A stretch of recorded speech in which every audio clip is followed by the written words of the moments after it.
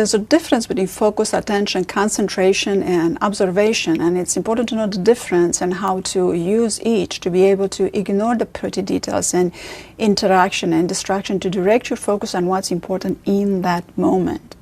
And something very special that I'm introducing here. This is neuroplasticity at its best. This is not intellectual learning. There's nothing to memorize.